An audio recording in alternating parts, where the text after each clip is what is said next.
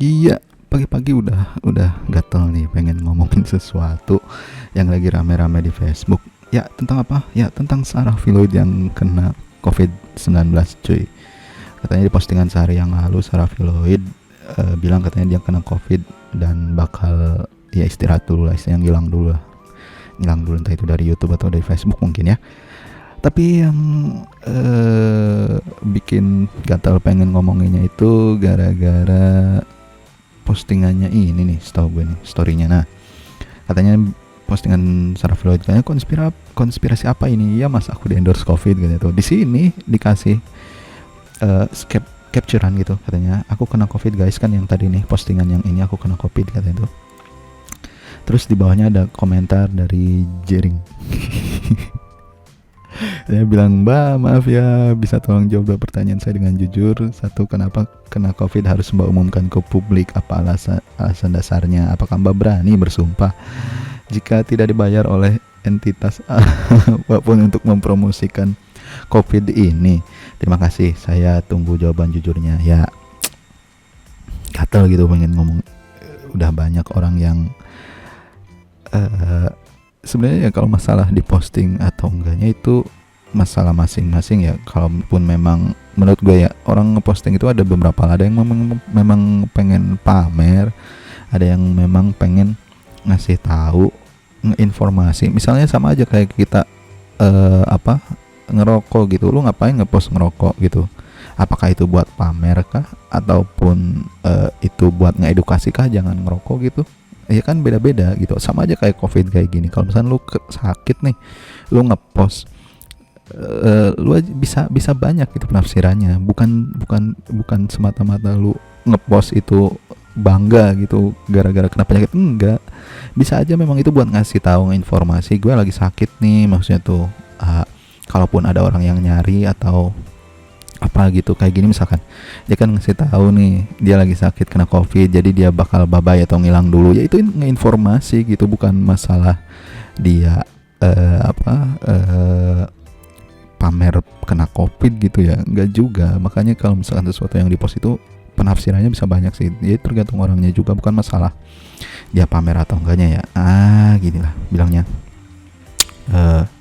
Terus dia ngejawabin semua komentarnya, katanya tuh gue gimana ya, katanya gue juga sependapat sama lu, kayak konspirasi hanya sajarah di sini tuh masyarakat merasa bimbang gitu akan adanya covid. Tapi menurut gue ya memang covid itu ada coy, dan udah banyak orang yang kenanya, dan bukan masalah ini di post atau enggaknya, cuma ya gimana ya, kadang kalaupun memang nggak ada, kalaupun memang lu nggak percaya gitu, jangan sampai lu ngerugiin orang lain gitu. Ya itu sama aja ya, intinya gitulah ya. Gue sih tetap percaya covid itu ada, dan memang kalaupun Sarah Filoid di sini, bukan gue ngebela ya, kalaupun memang Sarah di sini ngepost bilangnya dianggap pamer apa bangga gitu kalau misalkan kena sakit covid, ya gue positive thinking aja. Kalau memang ini tuh ya cuma buat nge-inform aja gitu, memang covid tuh ada, dan kalaupun memang ya realitanya ya di lapangan juga orang-orang udah nggak pada peduli gitu maksudnya. Cuma ya tetap aja kita mesti mengedukasi, tetap mesti ngasih tahu kalau covid itu ada ya. Ya walaupun banyak orang yang udah nggak peduli ataupun nggak percaya ya.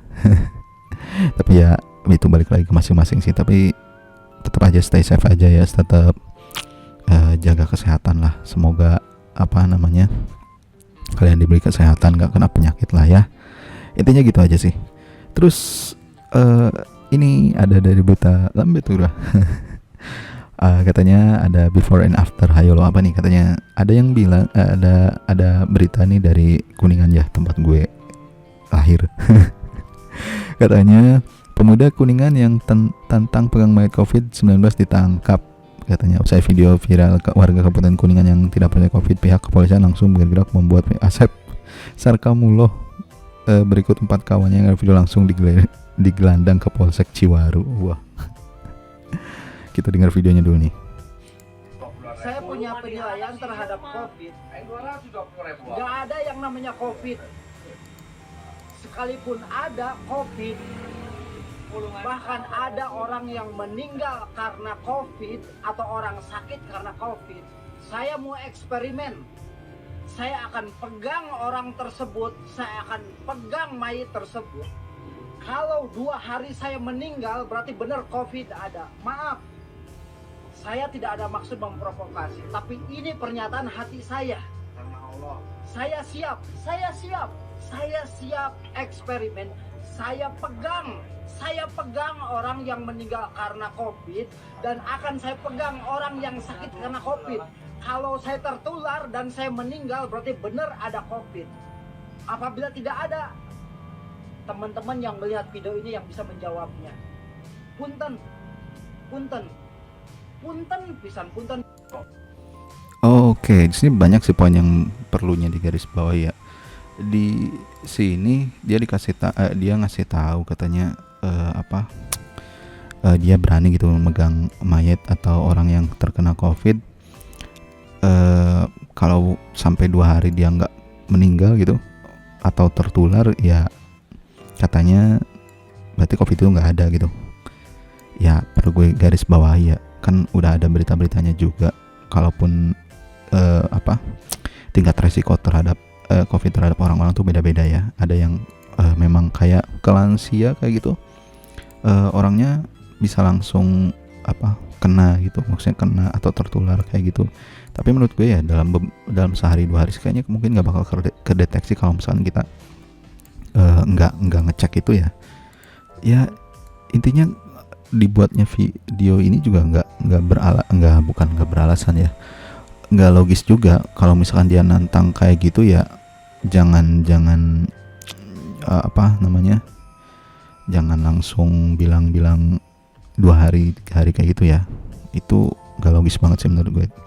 Bisa nih kebanyakan ya, kalau misalkan memang ada orang yang misalkan ada orang meninggal berinteraksi dengan ada orang meninggal nih, ternyata saudaranya ternyata pas didiagnosa meninggalnya gara-gara COVID, dan setelah dites ternyata sehari 2 hari itu ternyata keluarga juga ada yang kena. Nah itu bukan berarti dari sehari 2 hari dia meninggal ya kenanya. Bisa aja sebelum dia meninggal ternyata udah interaksi dan memang di situ udah terpapar. Jadi menurut gue dengan alasan dia nantang kasih deadline sehari 2 hari kayak itu nggak logis sih. Dan kalaupun memang dia nggak percaya adanya COVID, ya jangan sampai lah, maksudnya nantang kayak gini lah ya. Di luar sana banyak orang-orang yang menurut gue mereka masih juga nggak percaya kalau keluarganya terkena COVID, tapi memang itu adanya gitu. Ya intinya mungkin gimana ya, memang balik lagi sih ke kita juga, kita harus hidup sehat lah intinya, ngejaga diri kita juga sama orang lain juga. Jangan sampai tertular yang namanya penyakit ya, entah itu penyakit apapun. Kalau dalam hal ini ya COVID memang berbahaya ya udah, tapi ya jangan sampai ngerugiin orang lain juga ya. Jangan sampai ngajak orang-orang bodoh amat dengan virus ataupun bodoh amat dengan penyakit kayak gini ya. Itu nggak baik sih menurut gue. Dan gimana ya,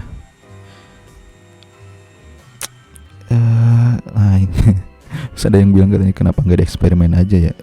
Kenapa nggak dieksperimen? Menurut gue ya itu nggak perlu lagi eksperimen sih. Buktinya ada penyebaran dari orang sini ke orang sini, ya itu berarti udah bukan eksperimen lagi, memang udah ada buktinya gitu.